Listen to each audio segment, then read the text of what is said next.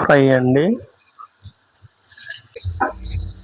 ఇప్పుడు ఫ్రై అండి. చేంజ్ జీలకర్ర వేడి చేసిన జీలకర్ర దోరగా వేయించాలి.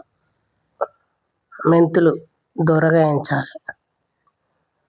ఉల్లిగడ్డ దోరగా వేయించాలి. ఫిష్ ఫ్రై కోసము మనము మిక్సీ చేసుకున్న పౌడర్ని మనం అంటిస్తున్నాము చేప ముక్కకి.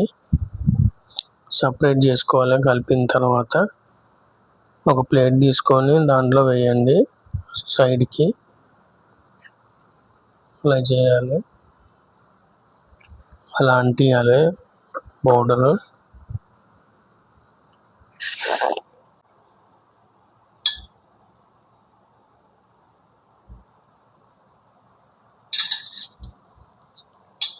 ఇక్కడ ఉన్నది పులుసు కోసము. రైట్ సైడ్ ఆయిల్ పెట్టిందేమో ఫ్రై అండి. పేస్ట్ అంటించిన ఫిష్ ఫ్రై కోసం ఇది. మంచిగా నూనె వేసుకొని 4 ఐటమ్స్ ఒకటేసారి పెట్టాము. వేడెక్కుతుంది.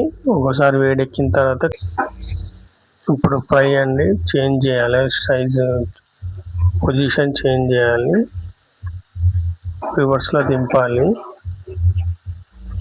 నూనె కంటాలి. ఫ్రై అయిపోయిందండి. ఫ్రై చేయడం చాలా ఈజీ. లైక్ చేయండి, కామెంట్ చేయండి, సబ్స్క్రైబ్ చేయండి.